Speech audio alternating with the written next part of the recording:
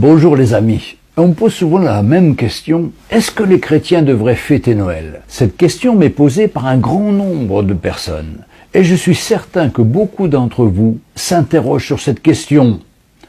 En préambule, je dirais que je suis comme vous. C'est-à-dire, comme chacun d'entre nous, j'aime faire la fête et passer de bons moments en famille et fêter des événements familiaux ou autres. Mais rentrons dans le vif du sujet. Comme vous le savez, pour n'importe quel sujet, ma première recherche commence par la parole de Dieu. Et je vais vous dire ce que j'ai trouvé sur Noël. Déjà, oh surprise, ce mot n'existe pas dans la parole de Dieu. Alors, d'où vient cette tradition? D'où est-elle venue? Ou encore, d'où vient l'origine de ce jour, le 25 décembre? Le 25 décembre, c'est avant tout une fête païenne, appelée Di Natalis Soli Invicti, jour de naissance du soleil invaincu.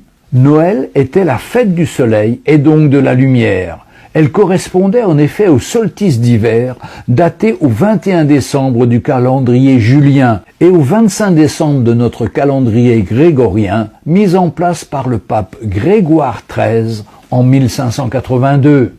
À partir de cette date, le 25 décembre, tous les jours commencent à rallonger et donc la lumière à reprendre du terrain sur les ténèbres. Lors de ce jour précis, on rendait un culte au soleil, particulièrement à Rome, où on adorait une pierre noire. Il y avait aussi le culte des morts, la prostitution sacrée, le transfert des reliques et des statues les plus sacrées. C'était un temps de débauche extraordinaire.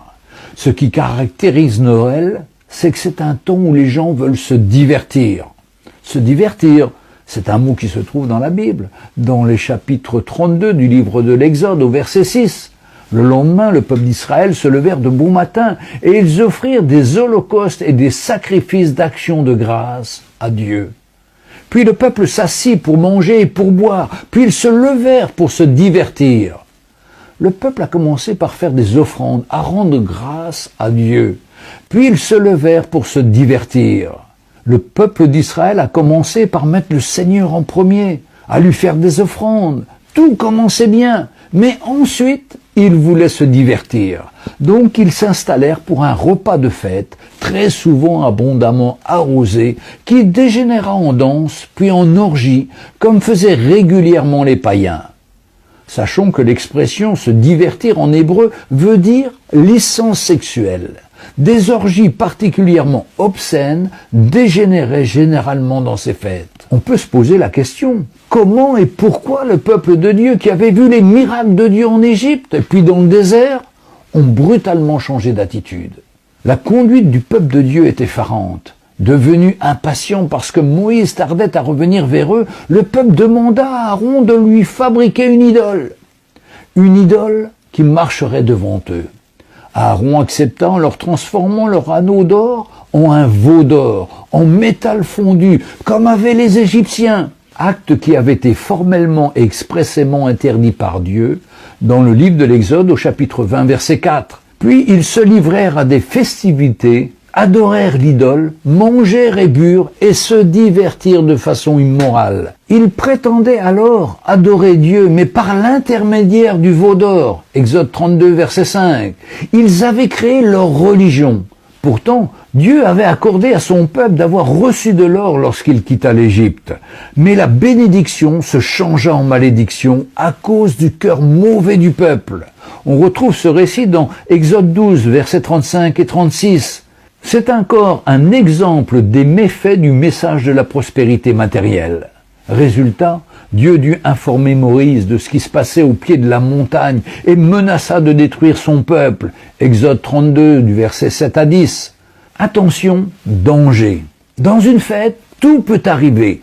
Avec l'alcool, les hommes se métamorphosent et peuvent se changer en affreux monstres. Leurs instincts charnels sont exacerbés, perdant tout contrôle et sont capables du pire. Mais revenons au veau d'or.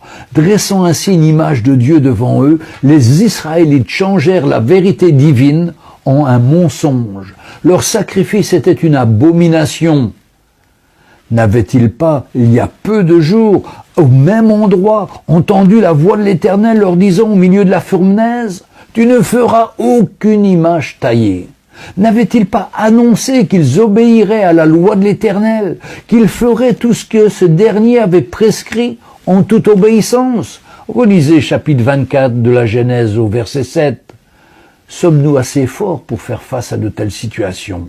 J'ai vu trop de chrétiens venir me confesser des choses ignobles qu'ils ont fait sous l'influence de l'alcool dans ces moments de fête. Dans l'épître de Paul aux Galates, au chapitre 5, verset 13, il nous est dit, « Frères, vous avez été appelés à la liberté. Cependant, ne faites pas de cette liberté un prétexte de vivre selon la chair, mais rendez-vous par amour, serviteurs les uns des autres. » Dans la première épître de Pierre au chapitre 4, versets 1 à 3, « Ainsi, puisque le Christ a souffert dans la chair, vous aussi armez-vous de la même conviction. Celui qui a souffert dans la chair a rompu avec le péché pour vivre le temps qui lui reste à passer dans la chair, non plus selon les convoitises des hommes, mais selon la volonté de Dieu. » C'est bien en effet d'avoir accompli dans le passé la volonté des païens, en vivant dans la débauche, les convoitises, l'ivrognerie, les orgies, les beuveries et les idolâtries infâmes. Mais revenons à cette fête. Depuis le milieu du XXe siècle, cette période perd son aspect religieux, tout en conservant le regroupement des cellules familiales autour d'un repas. Bien sûr, comme je vous l'ai dit plus haut, je suis comme tout le monde, j'aime faire la fête, d'abord avec ma famille proche, puis celle éloignée, et aussi avec mes amis. Puis après se succède une période où l'aspect commercial est venu, avec l'échange de cadeaux autour d'un sapin traditionnel à l'intérieur des maisons, tandis qu'à l'extérieur, tout est fait pour créer une ambiance de fête, de cadeaux, de promotion commerciale. Alors on illumine les rues, puis depuis peu les maisons. C'est à celui qui mettra le plus de lumière scintillante avec le Père Noël et son folklore. Et puis on peut rajouter l'organisation des marchés de Noël. C'est incroyable l'imagination des hommes. Que d'occasions pour y perdre son argent et surtout de ne pas donner pour l'œuvre de Dieu. La Bible ne nous dit pas de fêter Noël et nous ne connaissons même pas la date exacte de la naissance de Jésus-Christ. La Bible nous parle que c'était dans une période où les bergers étaient dehors pour garder leurs troupeaux. Et nous savons tous qu'à la période de Noël en Israël, il fait froid et souvent avec de la neige. Donc pas un temps pour laisser les moutons dehors. Eh bien la naissance de Jésus devait être au printemps ou en été. Pourquoi Jésus n'a pas jugé utile de nous donner sa date de naissance ? Jésus connaît les hommes. S'il n'a pas voulu faire savoir sa date de naissance, c'est que cela n'est vraiment pas important. Par contre, tous les autres événements, les dates sont données précisément et avec beaucoup de détails, mais rien sur Noël. Si, il est écrit au jour fixé par Dieu. Et nous n'avons rien d'autre, ce qui veut dire que personne ne devrait fêter ce que le Seigneur ne nous a jamais demandé de faire. Le centre du message n'a jamais été la naissance du bébé, mais surtout sa vie, ses souffrances, sa mort, sa résurrection. Et cela, on peut le fêter tous les jours quand on a Jésus-Christ dans notre vie. Oui, Jésus n'est pas honoré durant ces temps de fête. Il est exactement comme le jour où il est venu sur terre. Il n'y avait toujours pas de place pour lui. Et cela dans beaucoup de cœurs. C'est bien triste. Et que penser des soi-disant chrétiens qui fêtent Noël au sein même de l'Église, avec la crèche, avec le sapin, puis conseillent aux chrétiens de se divertir? Eh bien, ça veut dire qu'ils ramènent le monde dans l'Église. Mais trop souvent, le monde y est déjà. Pour ma part, j'ai fêté Noël comme tout Français né dans une famille traditionnelle, catholique et légèrement religieuse, sans comprendre ce qui se passait réellement durant ma jeunesse. Toute la famille allait cette nuit-là à la messe de minuit et nous, les enfants, nous dormions paisiblement à l'étage supérieur de la maison, attendant leur retour afin d'être réveillés pour recevoir leurs cadeaux. Bien sûr, je recevais avec joie ceux-ci que soi-disant le Père Noël m'apportait. Mais rapidement, j'ai eu des doutes, car un jour, j'ai vu l'un de mes oncles caché derrière la porte du salon de mes parents. Et quand le fameux bonhomme rouge et blanc m'a remis un cadeau, j'ai demandé à mes parents, « Pourquoi avez-vous fait déplacer le Père Noël en personne à la maison pour m'apporter un cadeau aussi minable ?» Oh, mes parents étaient très gênés et ont très vite parlé d'autre chose. Après la remise de ces cadeaux, nous sommes allés nous recoucher.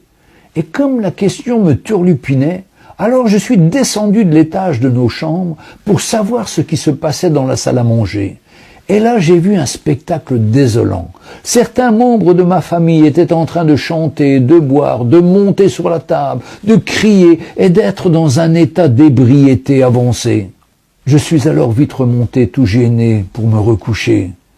Moi qui avais toujours vu ma famille posée, équilibrée, réfléchie, de les voir ainsi m'avait bouleversé. Le lendemain, en me levant, je vois dans la ruelle qui conduisait à la maison mon oncle à quatre pattes en train de chercher par terre derrière les touffes d'herbe ses papiers militaires qu'il avait perdus lors de cette soirée arrosée de Noël. Quelque chose me montrait qu'il y avait un décalage entre ce qui était dit à la maison et ce qui était vécu. Il y avait comme deux mondes qui s'opposaient, la lumière et les ténèbres. Bien des années plus tard, j'étais confronté au système de la fête de Noël. Il fallait offrir des cadeaux aux autres membres de ma famille et c'était pour moi trop hypocrite, car il fallait acheter un cadeau en fonction du cadeau que je recevrais. Alors on allait acheter des babioles et on recevait des babioles inutiles et faire comme si on était surpris et heureux. C'était comme une triste comédie d'hypocrites qui se renouvelait tous les ans à la même période, mais d'un sinistre et tragédique théâtre. On me disait, c'est la tradition. Mais savez-vous ce que dit la Bible sur la tradition dans Marc 7, verset 8 ? Vous abandonnez le commandement de Dieu et vous tenez à la tradition des hommes. Mais un jour, j'ai fait une expérience bouleversante. J'ai rencontré le Seigneur Jésus et ma vie a été changée. J'étais né de nouveau. Jésus a apporté la lumière, la paix, la joie dans ma vie. Un désir de marcher libre et de vivre dans la liberté acquise pour chacun de nous par Jésus à la croix du Calvaire. Tout a changé.